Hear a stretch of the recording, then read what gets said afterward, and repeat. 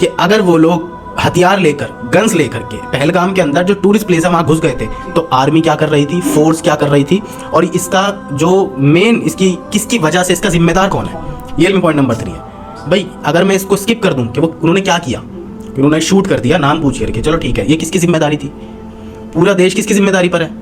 इतनी army India के अंदर 40% आर्मी पूरे इंडिया को कवर करती है, 60% आर्मी सिर्फ जम्मू कश्मीर को कवर करती है। तो वो 60% आर्मी बॉर्डर्स पर क्या कर रही थी जब ये लोग अंदर घुस रहे थे। तो फर्स्ट, सेकंड सवाल बिल्कुल है। दूसरा, इससे सबसे ज़्यादा फायदा किसको हो रहा है, हमें समझ में आ रहा है कि क्या सच्चाई है, लेकिन मैं अब देखिए, मैं ये तो कहना पसंद नहीं करूंगा कि ये प्री प्लान था, लेकिन हम इस पर खुले अल्फाज से वही कहते हैं जो कुरान हकीम कहता है। आप देखें सूरतुल माइदा आयत नंबर 32, अल्लाह ताला साफ फरमाता है कि जो शख्स नाहक कत्ल कर दे या जमीन पर फसाद पैदा करे उसको कत्ल कर दो। ये अल्लाह ताला का फैसला, ये हुकूमत अल्लाह ताला की है, ठीक है। आपको हज़रत उमर बिन खत्ताब रज़ी अल्लाह ताला का कॉल मिलेगा।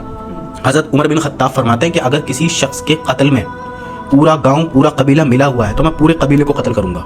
कुरान ही में अल्लाह ताला फरमाता है कि एक मासूम की जान नाहक कत्ल पूरी इंसानियत का कत्ल है, और एक शख्स को की ज़िंदगी को बचाना पूरी इंसानियत को बचा लेना है।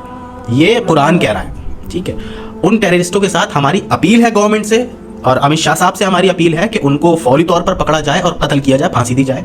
जो विक्टिम्स इसमें जो जिनका मर्डर हुआ है उनके घर वालों को 50-50 लाख रुपए कम से कम दिए जाएं और एक सरकारी नौकरी दी जाए, ठीक है। और ये बताया जाए कि इसका जिम्मेदार कौन है, ठीक है ना। अब ये आप मुझे बताएं क्या मैं ये गलत डिमांड कर रहा हूँ? अगर मैं पूछ रहा हूँ कि पहलगाम की बजाय ये इंसिडेंट इंडिया के किसी भी स्टेट में हो सकता है, तो क्या मैं गलत बात बोल रहा हूँ? और अगर ये कहीं भी हो सकता है तो फिर इसका जिम्मेदार कौन है? क्या 26 लोगों का मर्डर कर देने वाला टेररिस्ट ऐसे इंडिया में घुस सकता है?